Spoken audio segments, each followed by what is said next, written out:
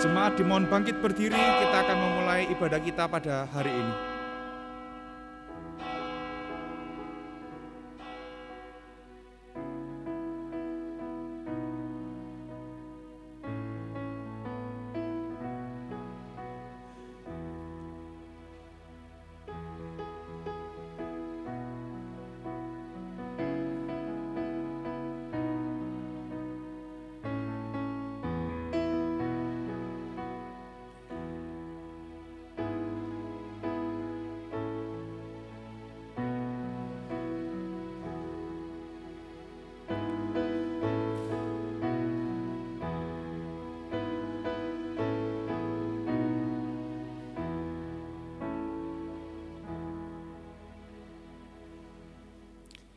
Ibadah kita pada pagi hari ini dimulai dengan pengakuan bahwa pertolongan kita di dalam ibadah ini adalah di dalam nama Tuhan, Allah pencipta langit dan bumi, Allah yang tidak pernah meninggalkan ciptaannya dan karya serta perbuatan tangannya.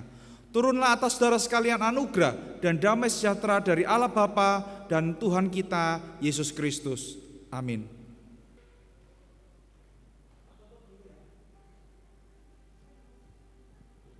Shalom, selamat hari Minggu Bapak dan Ibu yang terkasih di dalam Tuhan Yesus Kristus. Kita bersyukur pada Tuhan yang begitu setia di dalam segala kehidupan kita. Dia yang telah menyediakan hari demi hari bagi kita. Dia yang telah menyertai kita dan memberikan jaminan yang pasti. Marilah kita pada pagi hari ini, pada hari ini, di tempat Bapak dan Ibu masing-masing berada, secara online kita beribadah. Dan biarlah segala pujian, syukur dan hormat hanya bagi Tuhan kita, Yesus Kristus. Sungguh dan pasti jaminanku.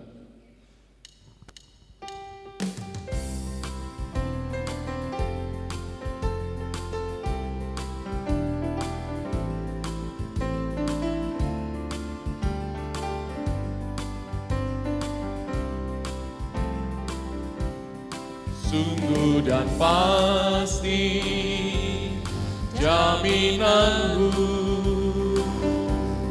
Yesus milikku selamanya. Ku mendapatkan keselamatan, lahir baru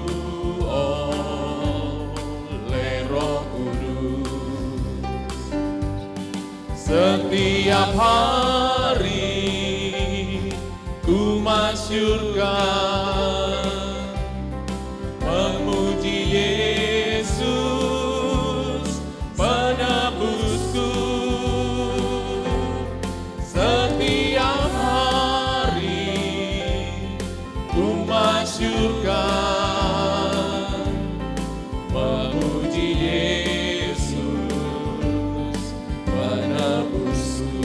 Aku menyerah kepadanya, aku menyerah kepadanya. Kini merasa sukacita, malaikat datang mewartakan anugerah dan kasih Tuhan, anugerah dan kasih Tuhan. Setiap hari ku masyurkan, memuji Yesus penebusku. Setiap hari ku masyurkan,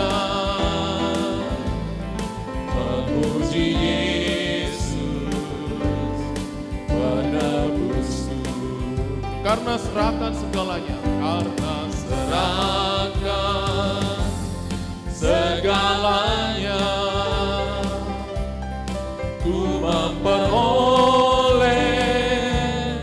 kelegaan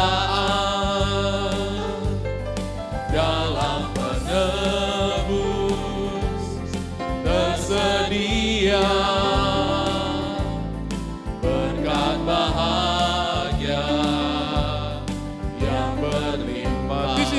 story. This is my story. This is my song. Praising my Savior all the day long. This is my story. This is my song. Praising my Savior all the day long. Setiap hari ku masyurkan. Setiap hari ku masyurkan, memuji Yesus selamanya. Setiap hari ku masyurkan, memuji Yesus selamanya.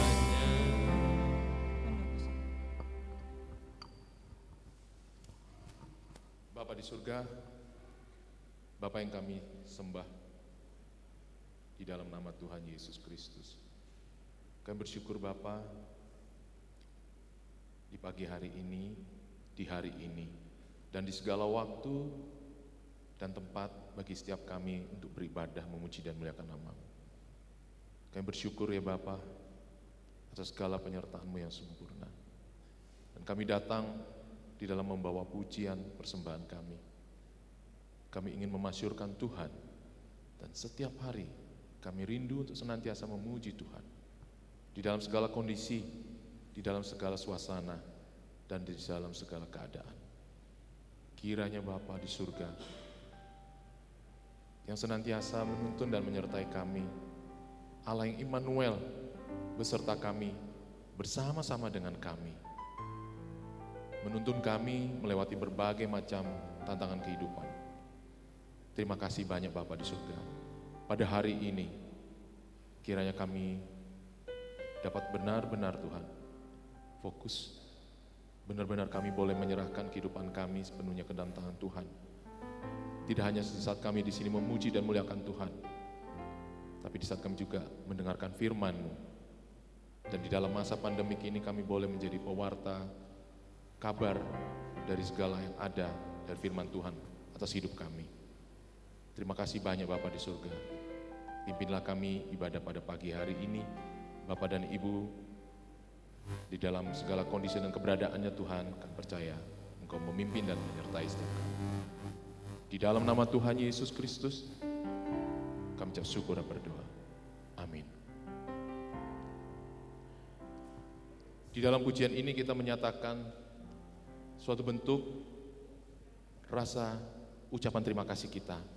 Kita telah ditebus dan kita telah dibangkitkan bersama-sama dengan Dia. Suatu kelak tempat yang Tuhan sediakan bagi kita di saat kita mengakhiri segala bentuk kehidupan di muka bumi ini. Namun kita yakin dan percaya kasih-Nya setia untuk kita semua. Biarlah dalam setiap kehidupan kita mengaku dosa kita. Di dalam pengakuan dosa kita beriang, bersuka cita untuk memuji senantiasa Allah yang telah menebus kita. Terpujilah Allah, hikmat-Nya besar. Diberilah putranya yang kudus, mengangkat kita manusia, serta menebus.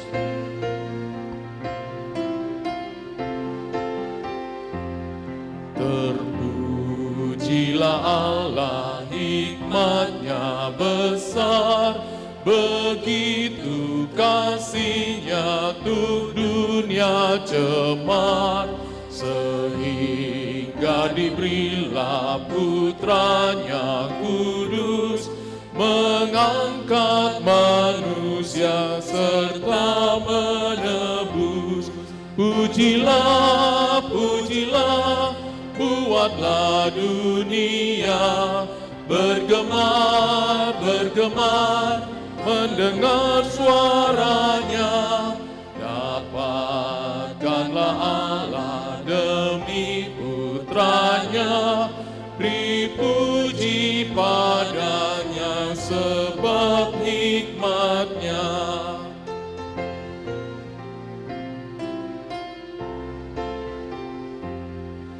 Dan darah anaknya lah yang menebus mereka yang yakinkan janji kudus. Dosanya berapapun juga keji, dihapus olehnya, dibasuh bersih. Pujilah, pujilah, buatlah dunia bergemar, bergemar, mendengar suaranya.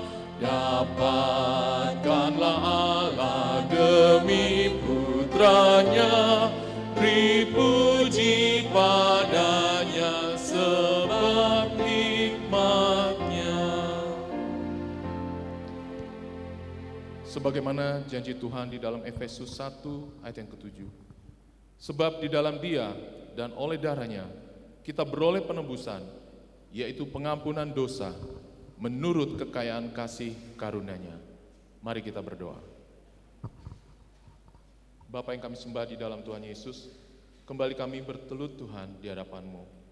Kami mengaku atas segala dosa dan kesalahan kami. Di dalam pujian tersebut Tuhan, hanya dengan kemurahan dan kasih setia-Mu, di dalam segala pujian kami boleh berkenan.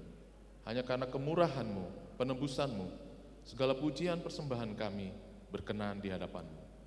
Kiranya boleh dalam setiap hati kami masing-masing dimanapun kami berada. Ya Tuhan, di dalam padamu-lah Tuhan, Yesus Kristus, Tuhan dan Juru Selamat kami mengaku dosa kami. Dalam segala kelemahan kami mohon belas kasihan-Mu ya Tuhan. Kiranya Engkau berkenan dalam kemurahan-Mu, belas kasihan-Mu mengampuni setiap kami. Terima kasih banyak Bapa di surga. Di dalam nama Tuhan Yesus Kristus kami juga berdoa. Amin. Mari jemaat yang dikasihi Tuhan, kita bangkit berdiri, kita mengaku iman percaya kita. Kita mengaku demikian.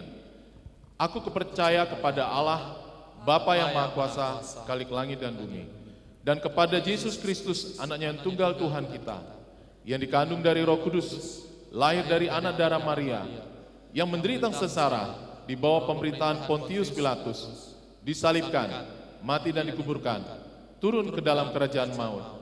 Pada hari yang ketiga, bangkit pula dari antara orang mati, naik ke surga, duduk di sebelah kanan Allah, Bapa yang Maha Kuasa. Dan dari sana Ia akan datang untuk menghakimi orang yang hidup dan yang mati. Aku percaya kepada Roh Kudus, gereja yang kudus dan am, persekutuan orang kudus, pengampunan dosa, kebangkitan tubuh, dan hidup yang kekal. Amin. Jemaat yang dikasihi Tuhan, kita tetap berdiri, kita memuji Tuhan. Pujian ini sungguh riang. Kita menyatakan sukacita kita bahwa Allah sanggup senantiasa menyertai kita dan memimpin kita di dalam segala kondisi dan keadaan. Mari kita pujikan Allah sanggup.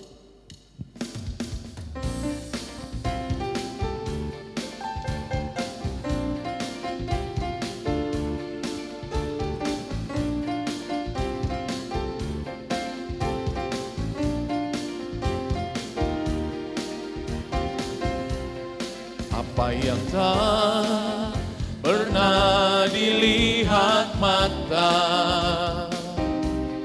yang tak pernah didengar telinga, yang tak pernah timbul di dalam hati, semua disediakannya bagi yang mengasihi Dia. Allah sanggup, Allah sanggup melakukan segala perkara, dulu, sekarang, dan selamanya. Kuasanya tidak berubah.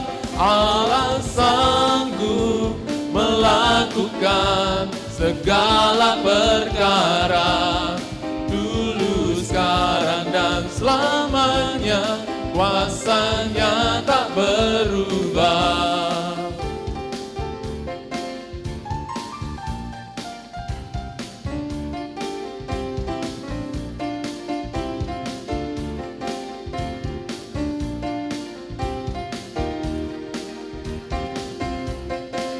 Apa yang tak pernah dilihat mata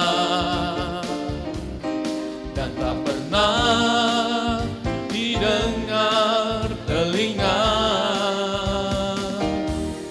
yang tak pernah timbul di dalam hati, semua disediakannya bagi yang mengasihi Dia.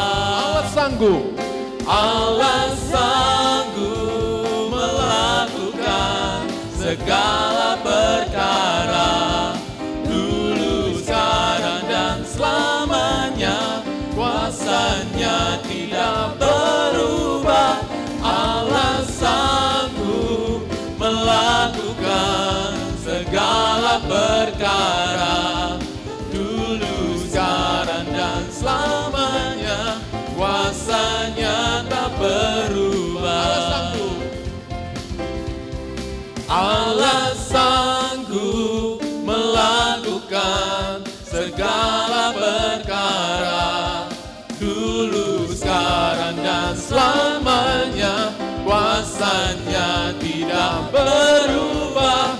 Allah sanggup melakukan segala perkara, dulu, sekarang, dan selamanya. Dulu, sekarang, dan selamanya. Dulu, sekarang, dan selamanya. Kuasanya tak berubah.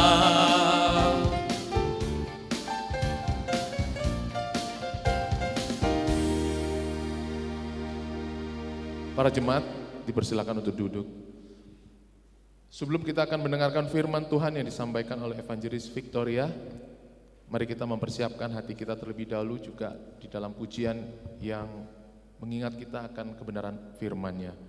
Buat tiada yang mustahil, apa yang dikerjakan pada Allah kita adalah yang sempurna bagi kita semua.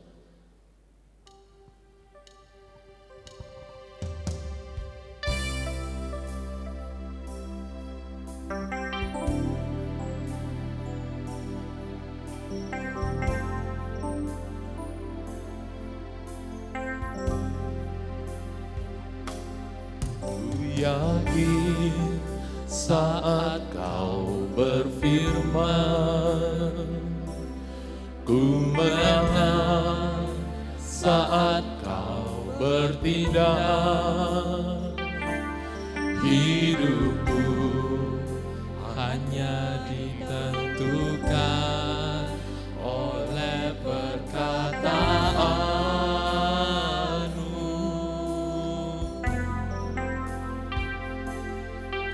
Aman saat kau menjaga, ku kuat karena kau menopang. Hidupku hanya ditentukan oleh kuasa-Mu. Bagi Tuhan tak ada yang mustahil. Bagi Tuhan tak ada yang mustahil. Bagi Tuhan tak ada yang tak mungkin. Mukjizatnya disediakan bagiku. Ku diangkat dan dipulihkan.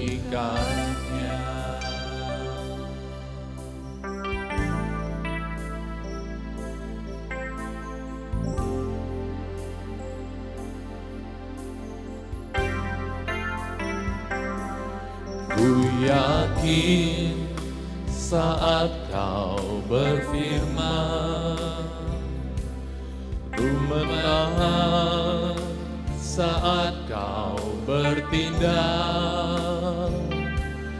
Hidupku hanya ditentukan oleh perkataan-Mu. Ku aman menjaga. Ku kuat karena Kau menopang hidupku, hanya ditentukan oleh kuasa-Mu. Bagi Tuhan tak ada yang mustahil. Bagi Tuhan tak ada yang mustahil. Bagi Tuhan tak ada yang tak mungkin. Mujizatnya disediakan bagiku. Ku diangkat dan dipulihkannya. Bagi Tuhan tak ada yang mustahil. Bagi Tuhan tak ada yang mustahil. Bagi Tuhan tak ada yang tak mungkin. Mujizatnya disediakan bagiku. Ku diangkat dan dipulihkannya.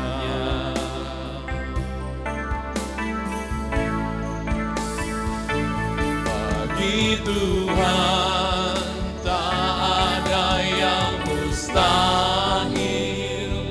Bagi Tuhan tak ada yang tak mungkin. Mujizatnya disediakan bagiku. Ku diangkat dan dipulihkannya. Mujizatnya disediakan bagiku. Ku diangkat dan dipulihkannya.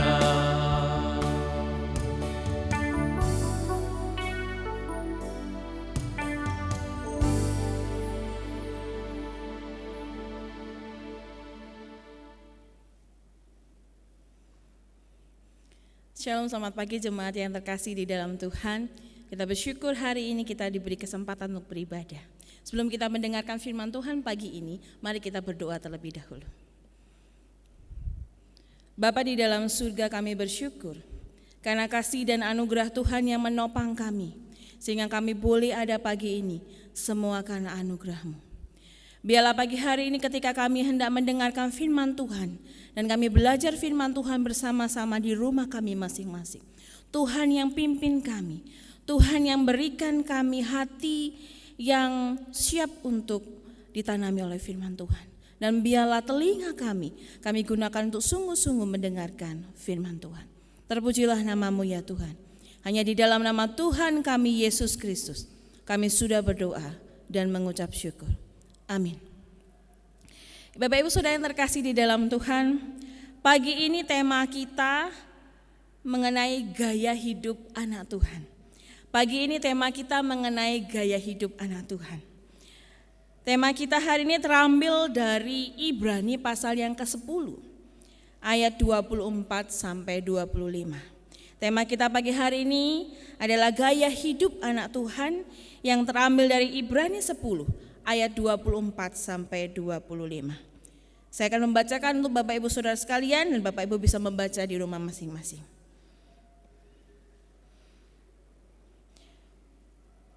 Dan marilah kita saling memperhatikan supaya kita saling mendorong dalam kasih dan dalam pekerjaan baik.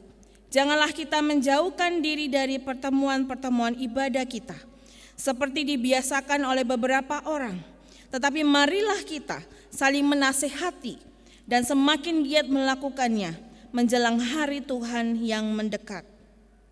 Bapak Ibu Saudara yang terkasih di dalam Tuhan, kita bersyukur karena meskipun di masa-masa pandemik ini kita beribadah di rumah, namun Tuhan masih memelihara iman kita melalui ibadah online. Ketika kita berbicara mengenai gaya hidup anak Tuhan, baik sebelum pandemik maupun sesudah pandemik, ada sedikit perbedaan, namun tidak begitu banyak ya Bapak Ibu. Nah, seperti yang Bapak Ibu bisa lihat di slide, ketika sebelum pandemik nanti, apa yang biasanya kita lakukan? Kalau kita biasanya berangkat bekerja, kita mungkin yang terbiasa memakai jas ya, kita memakai jas kesukaan kita. Kita memakai baju kesukaan kita, favorit kita, sepatu kesukaan kita yang mungkin tiap hari Senin sampai Jumat kita mau pakai hari apa. Karena kita mau tampil cantik, kita mau tampil keren di hadapan orang lain. Tetapi ketika di masa pandemik ini, semua baju-baju kita mungkin tidak bisa dipakai lagi, betul bukan? Jangankan baju, biasanya para ibu-ibu ini ya, para wanita yang favoritnya adalah tas, betul ya para ibu-ibu ya, para wanita. Kita kemana-mana pengen ketika kita bekerja, ketika kita pergi ke mall, ketika kita jalan-jalan bersama dengan keluarga kita pasti ingin membawa tas kesukaan kita. Saya pun juga merasakan begitu. Di masa pandemik ini saya akhirnya jadi malas bawa tas bagus-bagus. Karena untuk apa? Mau pergi ke mall tidak bisa, mau shopping tidak bisa.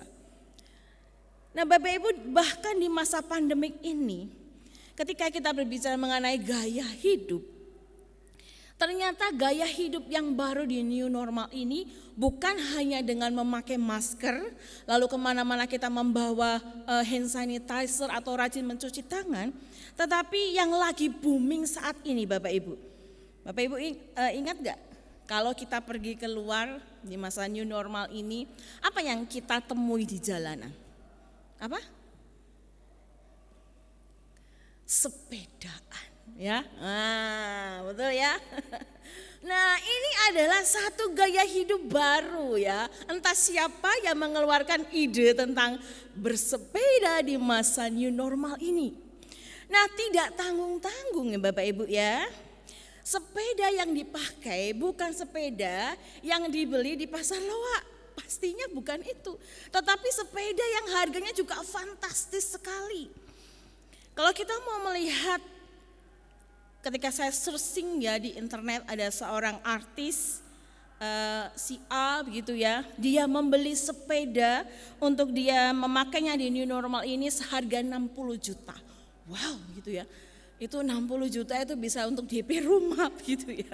Tetapi buat dia itu satu hal yang ya ini lifestyle, karena aku gak bisa kemana-mana. Jadi kalau orang lain bisa naik sepeda, aku ingin naik sepeda. Nah, ketika kita bisa mengikuti gaya hidup di masa new normal ini dengan memiliki sepeda yang layak untuk dipakai kemana-mana gitu ya. Tetapi apakah itu sudah cukup membuat kita puas akan gaya hidup kita?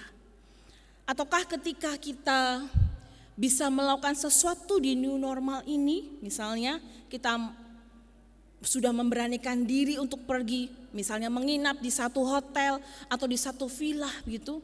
Apakah itu juga merupakan gaya hidup atau satu kebutuhan hidup kita? Nah Bapak Ibu, hari ini kita belajar mengenai bagaimana sih seharusnya gaya hidup anak Tuhan itu. Ketika kita belajar mengenai gaya hidup, baik masa pandemik maupun sebelum pandemik, banyak sekali gaya hidup yang dilakukan oleh orang-orang saat ini di zaman modern ini, termasuk orang-orang Kristen pun melakukan hal seperti itu. Banyak gaya hidup yang saat ini di zaman modern itu bertentangan dengan nilai-nilai Kristiani. Alhasil seseorang tidak lagi hidup menurut apa yang tertulis di dalam Alkitab, tetapi apa yang dilakukan oleh anak-anak Tuhan justru lebih menuruti apa yang terlihat oleh mata kita. Salah satunya tadi adalah gaya hidup bersepeda. Bersepedanya tidak salah, tetapi kalau kita sampai membeli sepeda harga sampai fantastis 60 juta, tentunya itu akan membuat kita berpikir dua kali. Apakah itu ada hasilnya? Apakah itu berdampak jika kita memiliki sepeda dengan harga yang fantastis?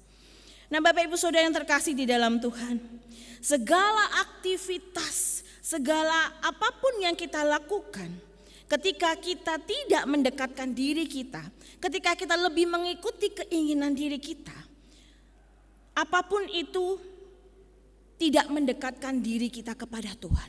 Justru hobi kita yang mungkin sudah mulai membuat kita malas untuk beribadah, justru kita lebih fokus kepada hobi kita di masa pandemik ini. Kita perlu berhati-hati, kita perlu bermawas diri Bapak Ibu. Apakah kesenangan kita itu untuk memuliakan Tuhan atau untuk diri kita? Nah, dampak negatif dari gaya hidup yang modern ini yang juga tidak dapat dipungkiri, anak-anak Tuhan juga melakukannya. Yaitu gaya hidup yang kita lakukan, ada beberapa hal yang mempengaruhi gaya hidup kita. Yang pertama adalah gaya hidup yang dipengaruhi oleh materialisme. Apa itu materialisme? Materialisme itu adalah sebuah pengertian bahwa segala sesuatu yang kita lakukan itu untuk memperoleh suatu hal yang bersifat kebendaan. Jadi seperti membeli sepeda tadi dengan harga yang fantastis tadi. Nah, pada poin ini, pada gaya hidup materialisme, seseorang akan menghalalkan segala macam cara. Dia hanya ingin benda itu tapi tidak tahu bagaimana caranya. Bisa saja ketika seseorang memiliki motif dan gaya hidup materialisme, tentunya semua didasarkan pada satu tujuan, uang. Sehingga bukan lagi memikirkan apa sih yang Tuhan ingin saya lakukan dalam kehidupan saya. Apa sih yang ingin Tuhan lakukan dengan berkat penghasilan yang saya dapatkan di masa new normal ini. Bagaimanakah saya harus menggunakannya dengan bijak? Seseorang yang sudah terpengaruh dengan gaya hidup materialisme tidak akan berpikir hal yang rohani lagi Bapak Ibu. Jangankan hal rohani, melakukan atas dasar kasih saja mungkin tidak pernah terpikirkan. Lalu gaya hidup yang kedua yang biasanya mempengaruhi kita di masa modern ini adalah gaya hidup hedonisme. Nah, hedonisme adalah gaya hidup yang saat ini banyak dianut kurang lebih oleh orang-orang muda, anak-anak muda. Hedonisme berarti pandangan hidup yang menjadikan kesenangan dan kenikmatan hidup sebagai tujuan utama. Jadi kita memiliki sesuatu itu untuk kesenangan diri kita. Kita tidak peduli bahwa orang lain itu butuh apa, itu gak peduli. Itu satu gaya hidup hedonisme.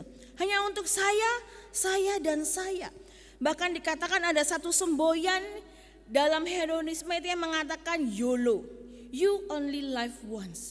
Jadi kita itu hidup cuma sekali, nikmati aja lah, happy aja lah, ngapain mikir susah. Nah, Bapak Ibu yang terkasih di dalam Tuhan, ketika kita hanya memikirkan hidup itu hanya sekali, tetapi kita tidak memikirkan justru karena hidup itu sekali, kita harus melakukan yang terbaik untuk siapa? Lalu gaya hidup yang ketiga, ternyata gaya hidup kita sebagai anak Tuhan juga dipengaruhi oleh gaya hidup yang lain, yaitu gaya hidup individualisme. Individualisme memiliki pengertian bahwa manusia hanya memperhatikan dirinya sendiri. Nah, di dalam individualisme ini juga menjelaskan bahwa dirinya itu lebih penting daripada orang lain. Jadi kita gak perlu mikir susah-susah, apa yang temanku butuhkan, apa yang temanku yang A si A ini butuhkan. Gak perlu mikir seperti itu Bapak Ibu. Justru apa yang kita lakukan tidak berdampak sedikit pun untuk orang lain. Dengan kata lain, kita menjadi orang yang egois. Saat ini banyak terjadi krisis sosial di mana-mana. Sehingga seseorang tidak lagi memperhatikan yang lain. Tetapi di masa pandemi ini, orang-orang mulai memperhatikan diri mereka sendiri. Padahal kemiskinan mulai banyak terjadi. Ada orang yang lapar, ada banyak orang yang tidak bekerja. Namun pedulikah kita dengan mereka? Bapak Ibu yang terkasih di dalam Tuhan, dari ayat yang sudah kita baca tadi, Ibrani 10 ayat 24 sampai 25, yang menjelaskan bahwa ayat ini adalah sebuah ayat yang menjelaskan sebuah nasihat yang benar-benar harus dilakukan oleh anak Tuhan. Nasihat ini bukanlah nasihat yang harusnya, bukan nasihat yang pasif dilakukan. Ketika kita mendengarkan firman Tuhan, ketika Tuhan berkata, "Hei, kamu harus mengasihi yang lain," namun kita hanya berdiam diri dan kita tidak melakukan apa-apa. Tetapi di dalam nasihat Ibrani 10 ayat 24 sampai 25 ini memiliki arti bahwa bukan sikap pasif yang harus kita lakukan, tetapi kita harus melakukan dengan aktif. Artinya kita bergerak maju untuk memberikan sesuatu, untuk melakukan sesuatu untuk orang lain. Bapak Ibu Saudara yang terkasih di dalam Tuhan, namun ada beberapa alasan tertentu mengapa nasihat ini perlu disampaikan oleh penulis suratnya. Alasan yang pertama adalah berhubungan dengan situasi penerima surat saat itu. Penerima surat saat itu sedang menghadapi bahaya kesesatan dan tekanan. Agama Yudaisme ingin diterapkan pada orang-orang Kristen. Sehingga penulis surat Ibrani merasa perlu menjelaskan keutamaan Kristus dari Musa, Harun dan bait Allah dan sebagainya. Para penerima surat ini diberi peringatan yang sangat serius dan keras. Di dalam pasal yang ke-10 ayat 26 sampai 31. Mereka dinasehati untuk terus bertahan. Mereka dinasehati untuk terus hidup bergumul, untuk terus hidup percaya kepada Kristus. Bahkan di tengah situasi yang saat itu mereka hadapi. Penulis surat Ibrani juga menjelaskan di tengah situasi seperti inilah nasihat untuk terus memupuk persekutuan antara orang percaya harus dilakukan. Dengan kata lain Bapak Ibu, persekutuan atau koinonia merupakan sarana ilahi yang efektif dalam melawan kesesatan dan tekanan. Lalu alasan yang lain juga berkaitan dengan posisi penerima surat di hadapan Allah. Secara tata bahasa, nasihat di dalam pasal yang ke-10 ayat 24 sampai 25 itu merujuk balik pada pasal yang ke-10 ayat 19 sampai 21. Di mana kita harus menghadap Allah dengan keberanian dan kesucian, memegang teguh iman kita dan mengembangkan persekutuan itu secara tepat. Dalam arti bagaimana sih kita itu harus berlaku di hadapan Tuhan? Apakah yang kita lakukan itu mempengaruhi orang lain sehingga mereka pun bisa memikirkan persekutuan itu begitu penting. Bapak Ibu yang terkasih di dalam Tuhan, surat Ibrani ini juga disampaikan bahwa surat ini berhubungan dengan kehidupan dan kelakuan orang Kristen. Bapak Ibu Saudara yang terkasih di dalam Tuhan, lalu bagaimana, seperti apa gaya hidup anak Tuhan yang hendak disampaikan oleh penulis surat Ibrani ini? Yang pertama, gaya hidup anak Tuhan yang saling memperhatikan. Di dalam ayat yang ke-24a dikatakan, dan marilah kita saling memperhatikan supaya kita saling mendorong dalam kasih dan dalam pekerjaan yang baik. Dan marilah kita saling memperhatikan. Ibrani 10 ayat yang ke-24 sampai 25 ini merupakan satu kalimat Bapak Ibu Saudara. Namun di bagian awal di ayat yang ke-24 yang menjelaskan bahwa orang percaya seharusnya saling memperhatikan. Sehingga di dalam ayat yang ke-24b itu menerangkan tujuannya bahwa budaya saling memperhatikan tersebut harus diwujudkan, harus dilakukan. Sehingga dikatakan kita harus saling mendorong dalam kasih dan dalam pekerjaan baik. Itu adalah tujuan dari ayat yang ke-24a. Di mana ketika kita saling memperhatikan, bagaimana caranya? Caranya adalah kita mendorong saudara seiman Sehingga mereka itu boleh juga memiliki satu pengertian bahwa kita harus sama-sama memperhatikan. Bukan hanya saja saya secara pribadi saya bergerak memperhatikan orang lain. Tetapi kita semua di dalam satu persekutuan ini, kita bersama-sama memperhatikan sesama kita. Bapak Ibu yang terkasih di dalam Tuhan. Sekarang objek perhatian tersebut adalah sesama orang percaya. Ketika kita berkata saling memperhatikan, maka yang menjadi objek perhatiannya adalah sesama orang percaya. Sebagaimana kita telah memperhatikan apa yang Kristus katakan, hal ini juga sama yang harus kita terapkan kepada orang lain. Di dalam komunitas Kristen kita, sebagaimana dalam ibadah, perhatian kita tidak mungkin kita berpaling dari Tuhan ketika kita beribadah. Namun fokus kita harus kepada Tuhan. Justru saat itulah dalam ayat yang ke-24 ini penekanannya adalah kita harus saling memperhatikan. Bapak Ibu Saudara yang terkasih, namun di masa pandemi ini timbul satu hal yang membuat kita tidak lagi saling memperhatikan. Mengapa? Karena setiap kita semuanya kita tidak semua langsung bisa keluar bersama-sama dan melakukan pekerjaan kita bersama-sama. Namun di masa-masa kita ada yang bekerja online, mungkin dari antara kita ada yang sudah masuk ke kantor. Tapi kita harus jaga jarak.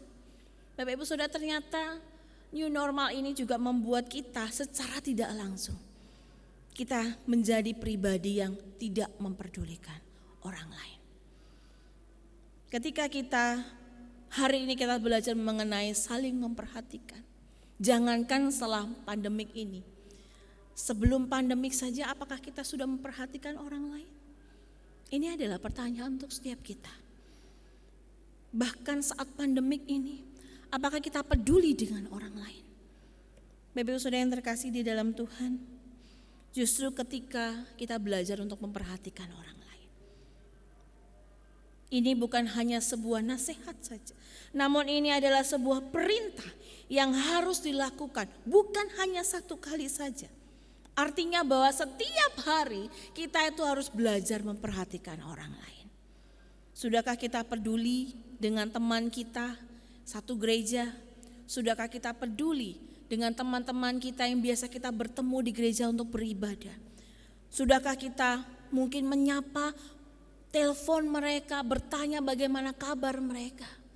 Apa yang mereka sedang pergumulkan di masa pandemik ini? Sudahkah kita melakukannya Bapak Ibu? Ketika kita berbicara memperhatikan, maka harus ada action nyata di mana kita harus melakukan perbuatan memperhatikan itu. Bapak Ibu Saudara yang terkasih di dalam Tuhan, selain itu ketika kita melihat saling memperhatikan itu harus menjadi sebuah budaya di dalam gereja. Ketika gaya hidup anak Tuhan itu harus memperhatikan, maka seharusnya budaya memperhatikan itu harus menjadi budaya di dalam gereja. Kita seharusnya bukan menjadi orang yang EGP, emang gua pikirin masa lalu. Bukan itu. Tetapi kita berusaha di sini, kita belajar bersama-sama. Dikatakan ini bukan hanya sebuah nasihat, tetapi ini adalah sebuah perintah yang bukan hanya dilakukan satu kali saja, namun dilakukan berulang-ulang. Artinya bahwa di dalam hidup kita setiap hari kita itu melakukan memperhatikan orang lain. Kita peduli dengan orang lain. Ketika berbicara mengenai gaya hidup, maka gaya hidup itu bukan hanya berbicara mengenai hari ini saya melakukan, besok saya enggak melakukan. Besoknya lagi saya enggak melakukan, besoknya lagi saya melakukan. Tidak Bapak Ibu. Tapi ketika berbicara mengenai gaya hidup, maka gaya hidup itu harus menjadi pembiasaan. Harus menjadi sebuah habit, harus menjadi sebuah kebiasaan yang harus kita lakukan. Namun pertanyaannya buat setiap kita, apakah kita sudah melakukan memperhatikan ini, memperhatikan orang lain, peduli dengan orang lain? Ataukah kita pernah berpikir temanku di masa pandemik ini dia yang sudah tidak lagi bekerja, kira-kira dia dan keluarganya makan apa ya? Apakah kita berpikir seperti itu? Bapak Ibu Saudara yang terkasih di dalam Tuhan, beberapa waktu yang lalu saya mendengarkan pidato Bapak Presiden kita di televisi yang berbicara dengan beberapa menterinya. Bapak Presiden mengatakan bahwa saat ini Indonesia itu sedang masa resesi. Resesi berapa persen begitu Bapak Ibu.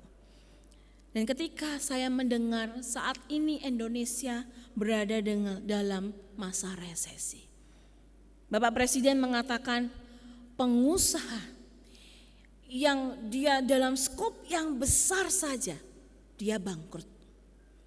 Pengusaha dalam yang tengah-tengah saja, kategori tengah-tengah, sudah tidak bisa lagi membuka usahanya.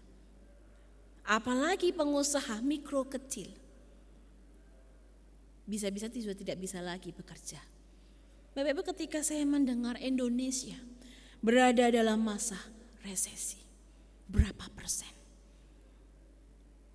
Itu membuat hati saya sedih. Kenapa? Karena pasti akan begitu banyak orang, bukan hanya Indonesia, tetapi setiap kita pun mengalami resesi itu. Bahkan beberapa hari lalu, beberapa minggu yang lalu, kita pun mendengar ada demo yang besar-besaran. Mereka mempeributkan kalau mereka tidak dapat UMK, UML dan lain sebagainya, bagaimana mereka dapat gaji dan mereka bisa makan. Bapak Ibu yang terkasih, pernahkah kita berpikir apakah situasi seperti itu juga dialami oleh teman kita, saudara seiman kita? Hari ini kita belajar bagaimana kita untuk lebih lagi memperhatikan orang lain. Jika seandainya kita hari ini masih bisa bekerja, bersyukurlah Tuhan masih memelihara hidup kita. Meskipun terbatas, Tuhan memakai Bapak Ibu Saudara juga untuk memberkati orang lain. Jika Tuhan menggerakkan hati kita untuk kita memperhatikan orang lain, maka lakukanlah itu Bapak Ibu. Kita tidak akan, ketika kita memberikan kepada orang lain, kita tidak akan merasa apa. Berarti apa yang aku punya nanti berkurang dong. Dan nanti gimana aku gak bisa makan. Bapak Ibu Saudara yang terkasih di dalam Tuhan, dalam perbincangan dengan suami saya berkata ketika saya melihat ada satu orang yang dia juga harus mengalami karantina diri. Namun hati saya tergerak. Saya bertanya kepada suami saya, kami berdiskusi dan saya berkata, "Pak, kalau saya hendak memberikan apa yang sedikit yang saya miliki dengan memberikan sesuatu untuk dia, karena saat ini dia sedang terpapar virus corona, seorang teman, tapi Tuhan menggerakkan hati saya untuk menolong dia. Kalau saya mengeluarkan uang saya 200 ribu, ya 100 ribu lah sampai 200, apakah kita akan mati kelaparan? Tidak Bapak Ibu. Di saat itulah saya belajar bahwa saya memberikan apa yang saya punya untuk menolong orang lain, untuk memperhatikan orang lain. Bapak Ibu Saudara yang terkasih di dalam Tuhan, itulah habit, itulah budaya yang dimaksudkan di dalam ayat yang ke-24 ini. Ketika kita memperhatikan orang lain, maka itulah budaya, gaya hidup yang harus dilakukan oleh anak Tuhan saat ini. Lalu bentuk gaya hidup yang kedua yang seperti apakah yang dimaksudkan oleh penulis surat Ibrani di dalam ayatnya yang ke-25. Yang kedua adalah gaya hidup anak Tuhan yang suka bersekutu dan suka menasehati. Nah, di dalam ayat yang ke-25 menjelaskan bahwa janganlah kita menjauhkan diri dari pertemuan-pertemuan ibadah kita seperti dibiasakan oleh beberapa orang. Tetapi marilah kita saling menasehati dan semakin giat melakukannya menjelang hari Tuhan yang mendekat. Bapak Ibu Saudara yang terkasih di dalam Tuhan, ketika kita berbicara mengenai gaya hidup yang rajin bersekutu, artinya adalah kita itu rajin beribadah, kita rajin merenungkan firman Tuhan. Namun persoalannya, apakah benar-benar kita itu rajin bersekutu? Apakah benar kita itu rajin mendengarkan firman Tuhan dan membaca firman Tuhan? Dalam terjemahan LAI, ayat ini dipisahkan dari ayat yang ke-24. Namun sebenarnya dalam teks aslinya terdapat dua kata kerja di dalam ayat yang ke-25, yaitu menjauhkan diri dan menasehati. Nah, dua kata kerja ini menjelaskan bahwa di dalam saling memperhatikan, kita itu tidak boleh menjauhkan diri dari persekutuan. Artinya ketika gereja memfasilitasi ada ibadah online, ketika gereja memfasilitasi ada persekutuan doa, PA, dan lain sebagainya, apakah kita juga ikut terlibat dalam bagian itu? Ataukah ketika kita hanya berkata, iya saya mau belajar memperhatikan, tetapi kita sama sekali kita nggak peduli dengan acara gereja yang lain, yang justru di dalam acara gereja itu kita bisa tahu mengenai di dalam doa malam. Kita bisa tahu, oh siapa saja yang didoakan. Oh siapa saja saudara seiman teman saya di gereja yang membutuhkan untuk dibantu. Bapak Ibu Saudara yang terkasih di dalam Tuhan. Di dalam ayat yang ke-24 tadi itu, ketika kita memperhatikan seseorang, itu tidak hanya terbatas dalam pandangan mata, tetapi memperhatikan itu juga bukan hanya mengamat-amati. Oh kalau di sini saya tahu, Pak A ini pakai baju merah, pakai celana hitam. Nah itu hanya mengamati, bukan itu maksudnya. Tetapi justru kita di dalam mengamati yang sungguh-sungguh itu, kita itu justru dituntut untuk melakukan hal yang nyata. Sama seperti di dalam ayat 25, ketika kita hendak memperhatikan seseorang, maka kita jangan menjauhkan diri kita dalam persekutuan Kristen. Tentunya yang sudah difasilitasi oleh gereja kita. Bapak Ibu Saudara yang terkasih di dalam Tuhan. Memperhatikan bukan hanya mengamat-amati. Di dalam memperhatikan itu, caranya adalah kita harus sungguh-sungguh ikut terlibat di dalam ibadah atau persekutuan kita. Jika di dalam akhir ibadah kita, Pendeta Chandra selalu memberikan satu informasi pengumuman yang menjelaskan bagaimana kondisi gereja kita. Bapak Ibu Saudara memperhatikan, selain kita juga turut terdorong memperhatikan orang lain, namun kita juga turut terdorong memperhatikan apa yang menjadi kebutuhan gereja kita. Jika gereja kita di masa pandemik ini selalu mengadakan ibadah online, apa sih yang menjadi kebutuhan gerejaku di masa pandemik ini? Apa sih yang dibutuhkan oleh gerejaku untuk bisa melayani Tuhan, untuk bisa memberikan, untuk bisa memelihara iman setiap jemaat Tuhan? Sudahkah kita pernah memikirkan hal itu? Sudahkah kita pernah memikirkan apa yang mau saya berikan untuk Tuhan saya?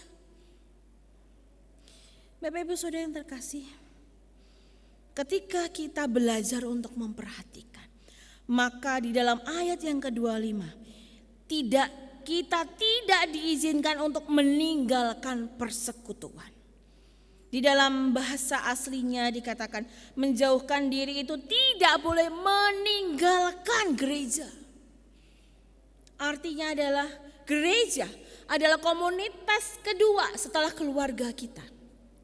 Gereja adalah keluarga kedua di mana kita bertumbuh di dalam komunitas orang percaya itu.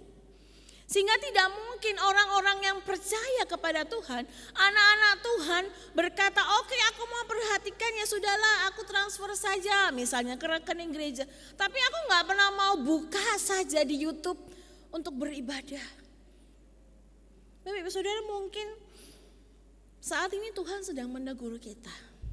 Apakah kita sungguh-sungguh kita beribadah? Apakah kita sungguh-sungguh memperhatikan saudara seiman kita di gereja? Justru sesungguhnya Di dalam versi bahasa Inggrisnya ethos itu dikatakan adalah sebuah habit. Habit itu berarti sebuah pembiasaan.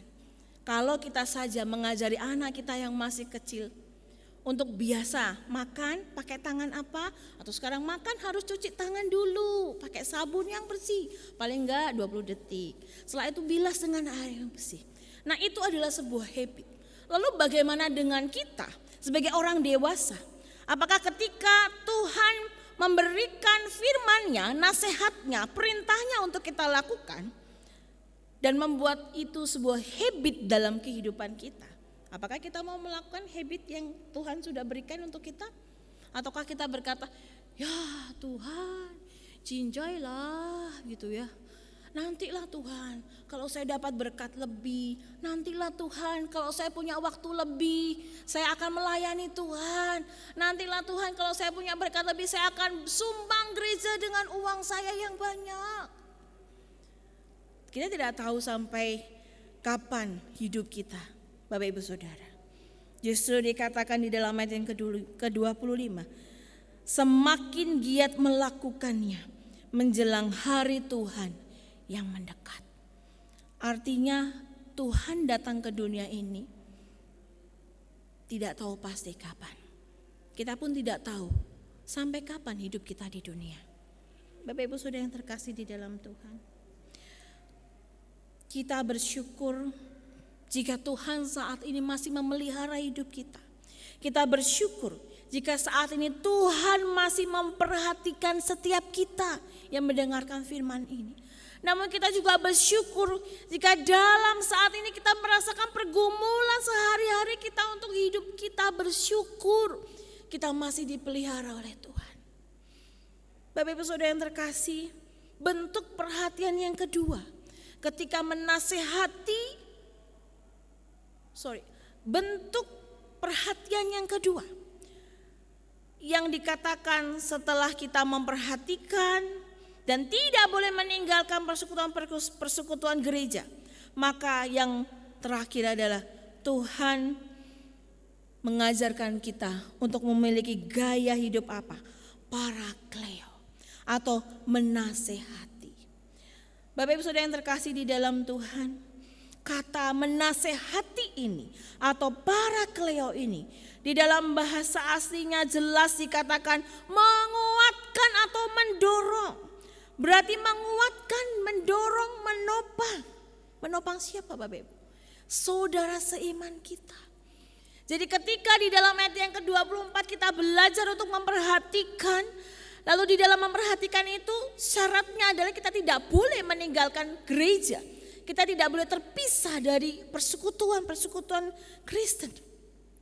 Dan yang terakhir adalah di dalam kita menjalankan habit yang sudah Tuhan berikan itu, Tuhan ajarkan itu, kita harus saling menguatkan dan mendorong. Artinya bukan kita mendorong saudara seiman kita sampai jatuh, bukan. Tetapi kita menguatkan melalui apa? Melalui nasihat. Ketika saudara seiman kita di gereja atau orang lain, teman kita, dia mengalami satu pergumulan yang mungkin dia tidak bisa ceritakan kepada orang lain. Bapak Ibu, menguatkan itu bisa dalam arti mendoakan. Gereja kita sudah melakukan semuanya itu. Di dalam doa malam, kalau kita melihat selalu gereja kita mendoakan setiap jemaat yang lemah dikuatkan, yang sedih dihiburkan. Melalui apa? Melalui doa. Bapak Ibu Saudara yang terkasih, kita pun bisa melakukannya. Kita tidak perlu menunggu gereja untuk mendoakannya. Namun kita pun harus tergerak, terdorong. Biarlah itu semua menjadi habit dalam hidup kita. Memperhatikan orang lain, menasehati orang lain dengan tidak meninggalkan persekutuan di dalam komunitas kita berada. Penerima surat saat itu berada dalam tekanan ajaran sesat dan penganiayaan. Dalam situasi yang semacam ini, semua orang itu memiliki potensi kehilangan pegangan, integritas, dan semangat. Lalu di dalamnya ada ketakutan, ada kekhawatiran, dan ada kelemahan. Sehingga kondisi saudara seiman kita yang lemah, yang takut, yang khawatir, justru di saat itulah Bapak Ibu Saudara, kita yang sudah dikuatkan Tuhan, kita mendorong mereka, kita menguatkan mereka, kita memperhatikan mereka di masa-masa yang sulit ini.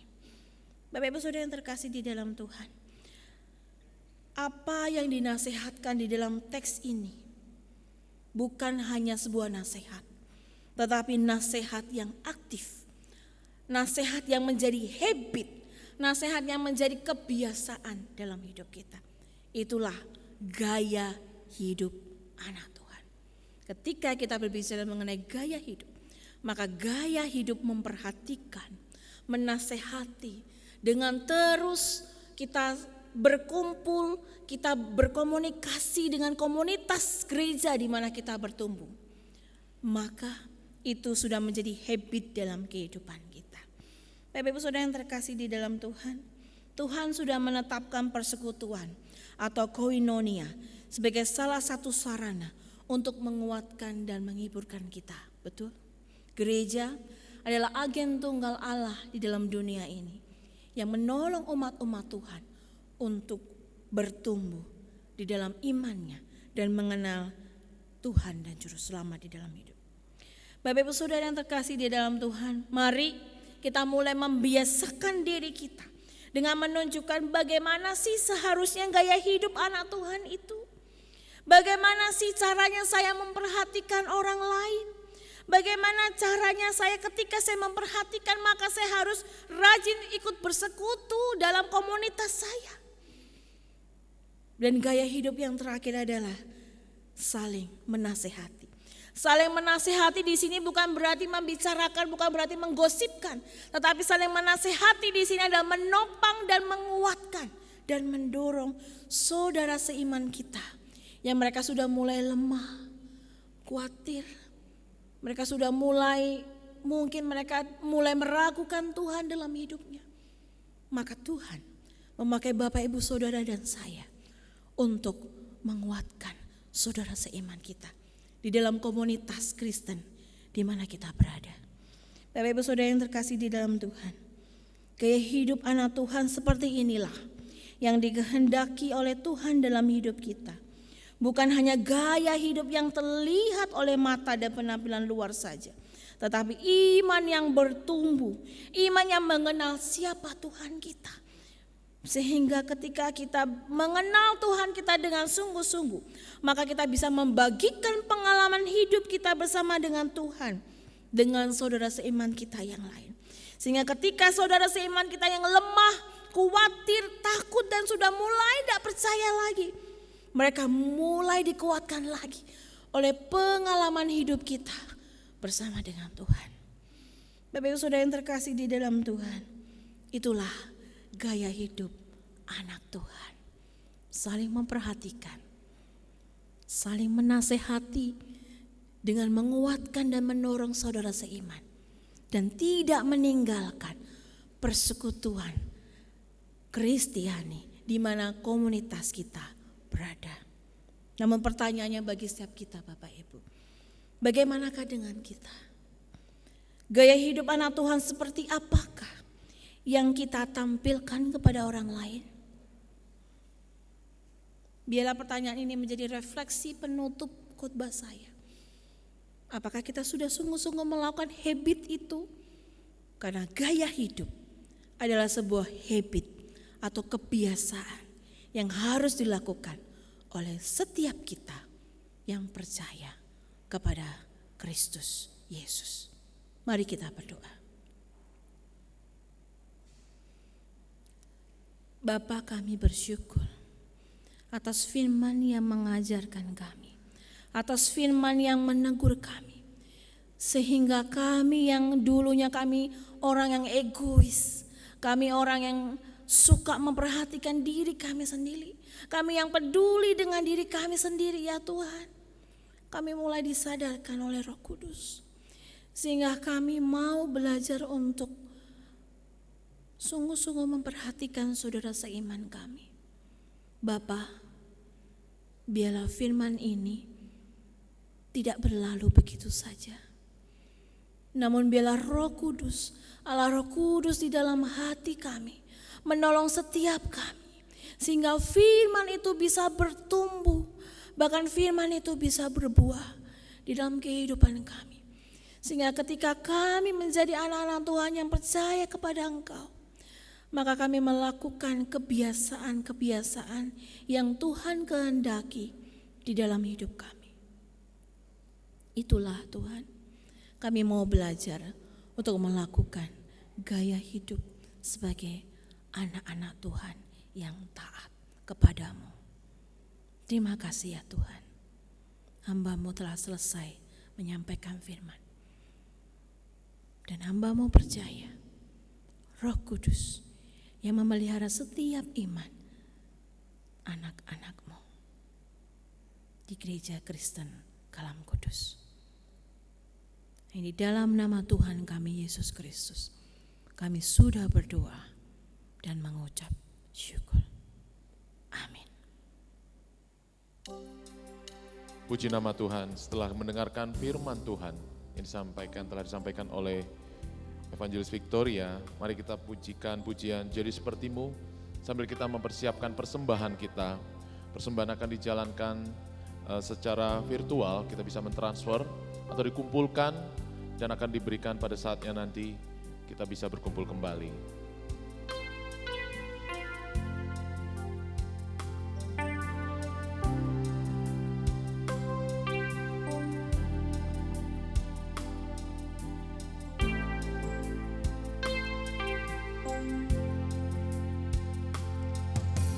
Bapa Kau setia, takkan meninggalkan, dan ku percaya Engkau milikku dan ku milikmu. Kerinduanku tinggikan nama-Mu, karena ku tahu Engkau dalamku dan ku dalam-Mu.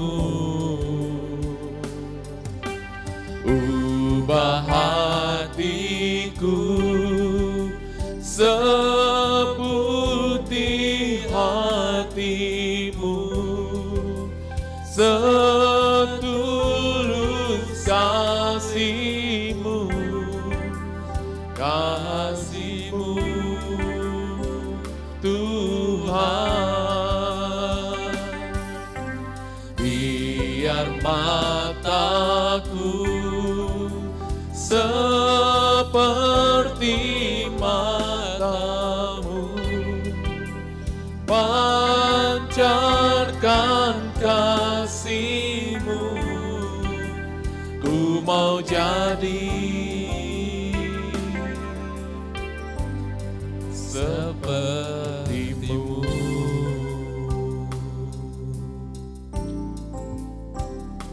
Mari jemaat yang terkasih Tuhan, kita bangkit berdiri. Bapa Kau setia, takkan meninggalkan, dan ku percaya Engkau milikku dan ku milikmu. Kerinduanku tinggikan nama-Mu, karena ku tahu Engkau dalamku, karena ku tahu Engkau dalamku dan ku dalam-Mu, dalam-Mu.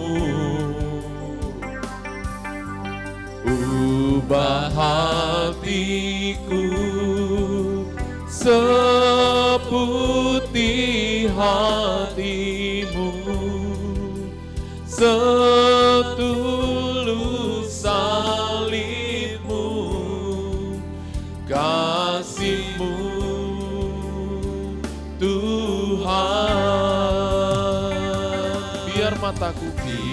biar mataku seperti matamu,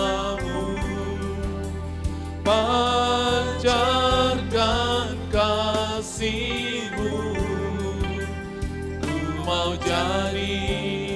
Ku mau jadi seperti-Mu, seperti-Mu.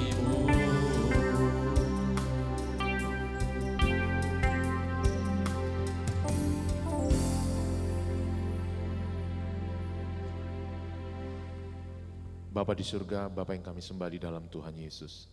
Sebagaimana Engkau Tuhan yang telah menyatakan dalam firman-Mu, yang baru saja kami baru dengar, bahwa kami memiliki gaya hidup seperti Engkau Bapa di surga. Yang begitu peduli Tuhan dengan sesama kami, terlebih Tuhan di masa pandemik ini. Biarlah mata kami Tuhan seperti mata-Mu Tuhan, yang penuh dengan belas kasih di dalam melihat sesama kami Tuhan, terlebih dengan sesama kami anak-anak-Mu Tuhan. Terima kasih banyak Bapa di surga. Kami menyadari Bapa di surga di dalam kehidupan kami banyak sekali kekurangan, bahkan kehidupan dari para pemimpin dan juga para hamba-hamba Tuhan, banyak sekali kekurangan kami Tuhan. Oleh karena itu Tuhan, kami serahkan semuanya ke dalam tangan Tuhan, di dalam segala kekurangan kami. Terlebih Tuhan para pemimpin kami, bangsa negara ini Tuhan. Pemimpin bangsa ini yang memikirkan Tuhan, yang merenungkan dan juga membuat suatu kebijakan Tuhan, yang ingin dapat memberikan manfaat yang terbaik bagi rakyat Indonesia. Ya Bapa di surga, biarlah hikmat senantiasa ada di dalam setiap kepemimpinan bangsa daripada pemimpin kami Tuhan, pemimpin bangsa negara ini. Terima kasih banyak Bapa di surga. Bapa kami juga berdoa bagi hamba-hamba Tuhan. Engkau yang mencukupkan bagi hamba-hamba Tuhan. Engkau yang mencukupkan bagi Evangelis Victoria. Engkau yang mencukupkan bagi pendeta yang melayani di tempat kami Tuhan. Evangelis yang berada di tempat ini, bahkan juga hamba-hamba Tuhan di gereja-gereja yang melayani Tuhan, yang senantiasa mengembalakan domba dengan sepenuh hati. Terima kasih Bapa di surga. Bapa, ke dalam tangan-Mu, agar Engkau mencukupkan para hamba-hamba Tuhan, baik yang berada di pelosok-pelosok daerah, baik yang dari kota, dimanapun Bapa di surga. Engkau cukupkan ya Bapa di surga. Terlebih dalam masa pandemik ini Bapa di surga. Biar mereka tetap berkobar-kobar menyatakan kebenaran firman-Mu, mengembalakan domba-domba jemaat yang adalah kami Tuhan, yang selalu merindukan akan kebenaran firman Tuhan. Engkau tambahkan hikmat bagi mereka, belas kasih-Mu kepada mereka. Bapa di surga, kami berdoa juga bagi sekolah Kristen Kalam Kudus, Yayasan Kalam Kudus Tuhan. Bapa, kami serahkan dalam tangan-Mu yang penuh dengan kemurahan, biarlah murid-murid yang bersekolah, terlebih juga sekolah-sekolah Kristen yang lain dan juga sekolah-sekolah yang ada di sekitar tempat kami ini berada Tuhan. Biarlah Tuhan dalam masa pandemik ini anak-anak murid, adik-adik kami ini Tuhan masih bersekolah secara online. Tuhan, Engkau yang senantiasa menuntun sehingga ilmu pengetahuan tetap dapat disampaikan dengan baik dan mereka dapat belajar di dalam kemandirian walaupun interaksi mereka Tuhan terbatasi dengan adanya masa pandemik ini. Kami percayakan kemurahan Tuhan, di saat waktunya nanti mereka akan bersosialisasi kembali, berkumpul kembali. Terima kasih banyak Bapak. Kami juga berdoa akan adanya suatu vaksin yang akan bekerja Tuhan, yang akan memulihkan Tuhan. Oleh karena kuasa Tuhan, kami mohonkan itu Tuhan. Kalaupun boleh terjadi di akhir tahun ini atau di awal tahun depan, Tuhan biarlah vaksin yang ada, obat yang ada, Tuhan Engkau boleh sediakan itu bagi setiap kami Bapa di surga. Sepenuhnya Tuhan kami percaya hanya tangan Tuhan saja yang sebenarnya menyembuhkan, yang mengendalikan dan mengatur segalanya. Melalui media vaksin, melalui media obat, melalui hikmat bagi para dokter, peneliti dan perawat. Engkau yang juga memberikan semangat bagi mereka, para ahli kesehatan, para dokter, perawat Tuhan. Dan juga mereka yang telah sepenuh hati di dalam melayani di bidang kesehatan. Jagailah mereka senantiasa dan jagailah setiap langkah-langkah umat Tuhan, bangsa negara ini Tuhan, di dalam menegakkan protokol kesehatan. Terima kasih banyak Bapa di surga, kami serahkan persembahan ini dan kami percaya persembahan ini boleh berkenan di hadapan-Mu. Hanya di dalam nama Tuhan Yesus Kristus, kami ucap surga berdoa, amin. Kita tetap berdiri, kita menaikkan doksologi, dan kita menaikkan berkat oleh Bapak Pendeta Chandra Udayana.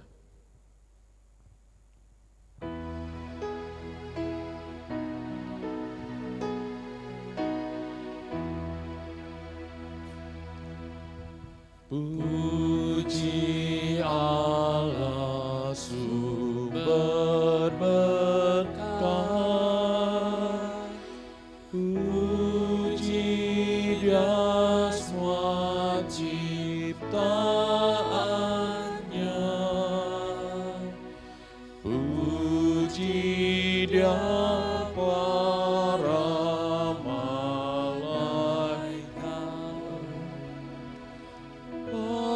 Bapa, Putra, dan Roh Kudus.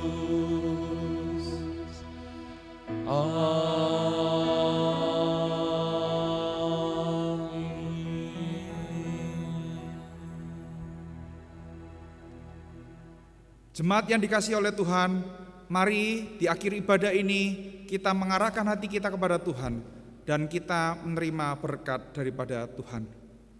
Kiranya anugerah yang berlimpah-limpah daripada Kristus Yesus Tuhan kita, kasih yang tidak pernah berubah dari Allah Bapa dari kekal hingga kekal, pimpinan, penghiburan, pertolongan, kuasa rohani yang melimpah-limpah dari Allah Roh Kudus akan menyertai hidupmu, saudara-saudaraku, mulai dari sekarang sampai selama-lamanya.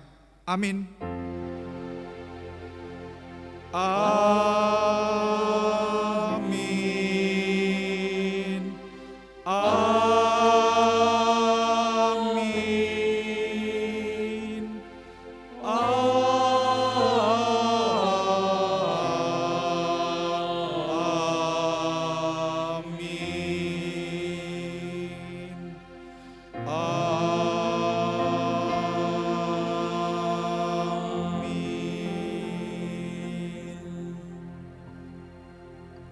Ibadah telah selesai. Jemaat dipersilakan duduk kembali mengambil saat teduh. Selamat hari Minggu dan mohon kesediaannya untuk tinggal sebentar mendengarkan beberapa warta gereja. Tuhan Yesus memberkati.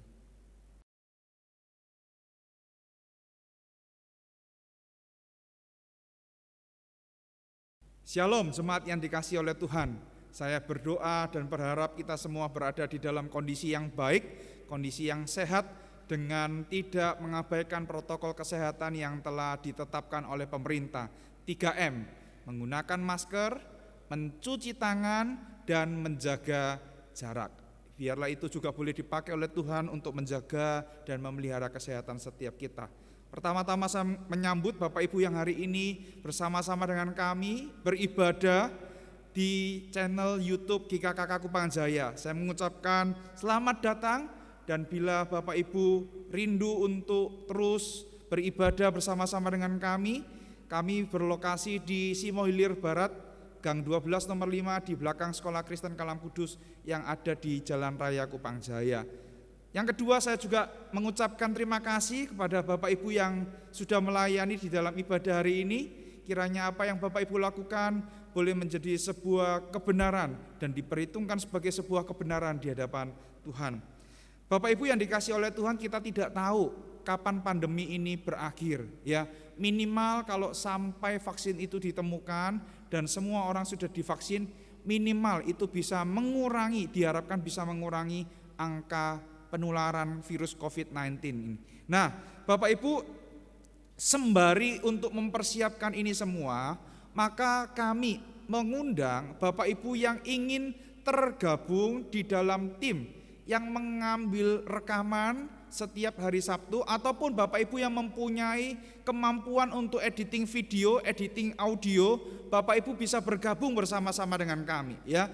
Karena kita tahu tim kita sangat sedikit jumlahnya, oleh karena itu saya mengundang Bapak Ibu untuk bersama-sama hadir, ya, melayani bersama. Kalau Bapak Ibu tidak bisa tiap minggu, enggak apa-apa, mungkin 2 minggu sekali, begitu ya, bisa dijadwalkan, bisa menghubungi kepada saya atau bisa menghubungi nomor dari Bapak Adi, ya, Nugroho Jati yang akan ditayangkan di layar, ya, pengumuman ini, ya. Bapak Ibu, jangan lupa sebentar lagi kita akan memperingati Natal, ya. Kita tahu ada sukacita, tetapi jangan sampai sukacita Natal itu melanggar protokol kesehatan yang telah ditetapkan oleh pemerintah. Ya, kita tetap menjaga kesehatan kita dan kita juga terus berdoa ya secara khusus pada pemerintahan kita, kiranya Tuhan yang memberikan hikmat bijaksana supaya boleh terus dipakai Tuhan menangani virus corona COVID-19 ini dengan baik. Bapak Ibu, apabila Bapak Ibu mempunyai pergumulan tertentu ya yang ingin didoakan atau dilayani secara khusus, Bapak Ibu bisa menghubungi kami tim para hamba Tuhan ya. Baik saya, Pendeta Julius, Ibu Yusi ataupun Suveve ya. Kiranya Tuhan yang memakai kita untuk terus menjadi berkat bagi Bapak Ibu semua. Salam sehat, tetap semangat dan Tuhan Yesus memberkati.